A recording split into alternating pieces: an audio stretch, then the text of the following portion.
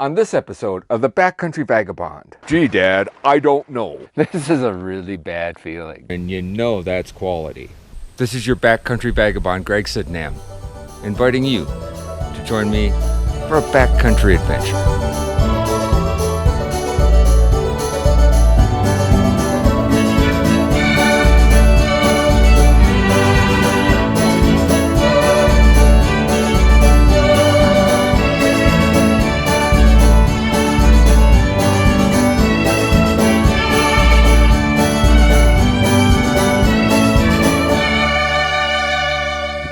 As you can hear, it's getting kind of windy. I've got my tent cover up underneath my tarp. I am pretty much bundled up. Everything is inside the tent, or at least inside the rain-free zone. Hopefully it doesn't rain a whole hell of a lot, but I wouldn't mind having a little bit. The wind coming out of the north, that means it's probably going to get cold tonight. That's all right. I haven't been cold yet on this trip, actually. Freaking Big Agnes. Big Agnes is starting to show her wear.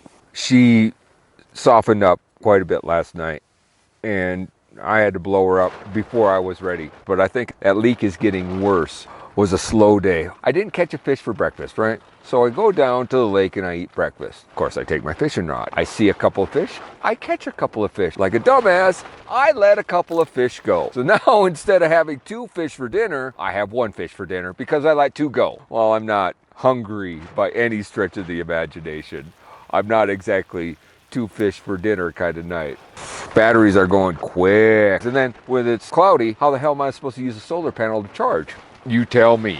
Gee, Dad, I don't know. It is pretty much daylight, but it's awful out there. I'm stuck in my tent, just sort of chilling and hopefully figuring out a way to do something interesting for tomorrow, because today was nothing that I could film. You know, caught 2 fish, didn't have a camera. Caught another fish, had a camera, but it wasn't on until after I hooked the fish. I'm frustrated because I want this to be about having fun, and for me, having fun is about fishing and being successful fishing, and I'm being successful fishing. But for the most part, we're gonna just hang around camp, do some filming. The Harris family apiaries were selling these honey sticks. It's gonna be pretty casual. Today is day 16. And I've got 11 days before I need to leave this camp, although I may make it 10 days. I may hike out of here, get over towards the Trapper Shack, and then try to get up Sticks Pass the next day. It'd be nice to be able to get up Sticks Pass, and I'm really worried about it. Well, you know how I feel about that now. Well, that's out. And I guess, for the time being, so am I. Till tomorrow, I'm the Backcountry Vagabond, but you can call me Greg.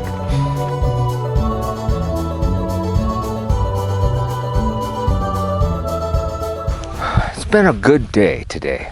I paddled my kayak all the way down to the end of the lake here, and back around behind these trees across the way, there's a series of little lakes that are all linked by these little teeny inlets. And there were a bunch of ducks. Oh my gosh, look at all these ducks. Beautiful shot. The Leatherman Squirt. The handiest camp tool you'll ever own, when every ounce counts. This even gives you a little pair of scissors. Take it from the Backcountry Vagabond. With a name like Leatherman, you know that's quality.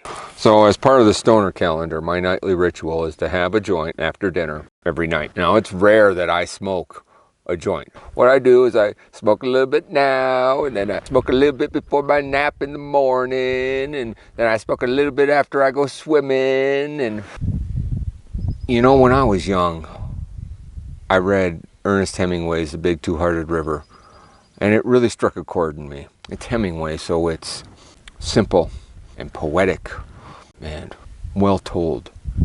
And it's about a gentleman in the Depression is on a boxcar. He's crossing through the Upper Peninsula of Michigan, my home territory, and he stops in Seney, jumps off the boxcar, walks into a general store, buys a loaf of bread, a hunk of cheese, and a Coca-Cola, and he walks out of the store and he just walks into the woods. That's sort of what I wanted to do with this. Once he gets into the woods, he just lives. And I love that.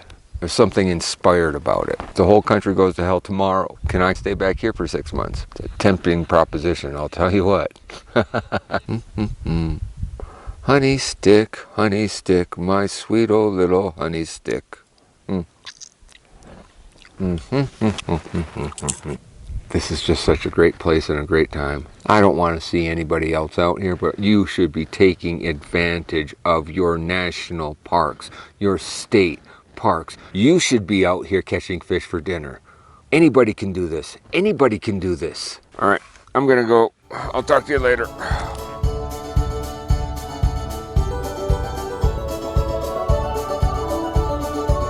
Hello, and welcome to Campfire Chat. Tonight we're going to discuss the Backcountry Vagabond's closest brush with death. So once upon a time, I had a bunch of weird jobs, and one of them was scuba diving for golf balls. I can find a golf ball in zero visibility in 18 to 24 inches of muck, and I was really good at it, except I didn't get in the water enough, mostly because of the alligators, but that's a story for another day. So anyhow, I'm working. I'm at a golf course in South Carolina, a fairly new private course. They've got a green with a slight dog leg to the left so that the pond runs alongside the last 30 yards and then wraps around the green. So it's a great place to get balls. It's new, the water's crystal clear, the bottom's really hard still. You can still see the excavator scars in the banks, and there just aren't that many balls. So dribble, dribble, dribble, dribble, dribble, dribble. I get now near the green area where I expect there to be hundreds of balls, and there's 100. So I'm thinking, well, that's a waste of a day. And as I do that, the entire bottom sort of drops off, and I follow it down, and at the bottom of this depression, I'm finding balls. In 3 minutes, I'm putting 100 balls in my bag. And I follow this little depression until it ends, and it ends in a cement culvert about this big around. I've had good success reaching into culverts and pulling balls out because they roll in there with the currents as they come back and forth. So I start reaching in, and there's some balls, and the further in I reach, the more balls I find, and there's quite a few in there. So I start to crawl in, and I don't have a lot of extra room, but I'm pretty much stretched out, and I'm getting balls, and I'm reaching out, and I'm getting balls, and I get in just past my knees, and I know it's time. I'm too far in, I gotta go. I gotta get out of here. So I start to back out, and I'm stuck. Now, This is a really bad feeling. I am underwater in a culvert with only a foot of my leg showing in 10 feet of water. I am certain this is death for me. I'm stuck like this. I can't get my arms back because there's not enough room to get behind me. I can't roll because I'm stuck. Whatever it takes, I gotta somehow back out of this. But when I do, there's a good chance that it rips my air hose. And I gotta get out of this thing and get to the surface by the time I can hold one breath, or I'll drown. And it was mind-numbing.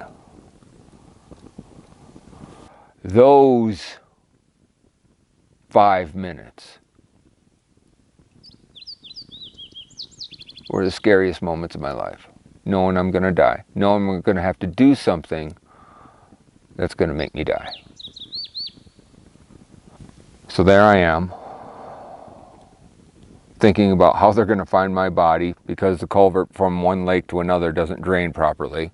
And I decide that, okay, I'm going to go ahead and do this. I'm going to drown or I'm going to survive. Whatever is holding me in, I'm going to rip off.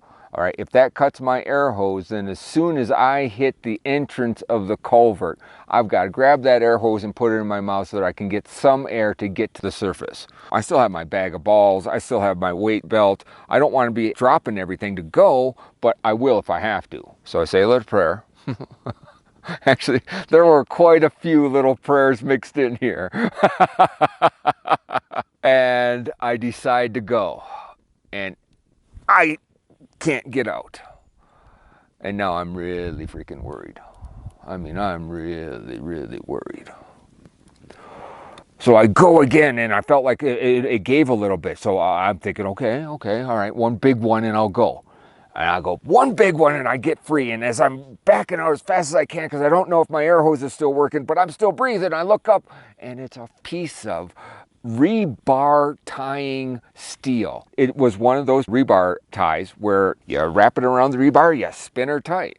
But this one was hanging down in the culvert, and it had caught on the back of my regulator and kept me there. Son of a...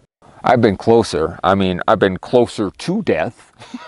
I've almost drowned a couple of times. I've had alligators come up on me. There have been a couple of driving incidents. I'm not saying that I'm a bad driver. I'm just saying that I might be a tad, just a little aggressive.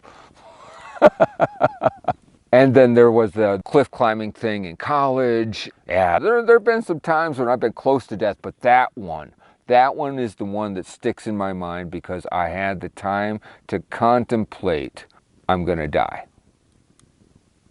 I'm breathing air, but it's gonna run out and I'm gonna die. So what are you gonna do? That's my fireside chat. Cheerful, wasn't it?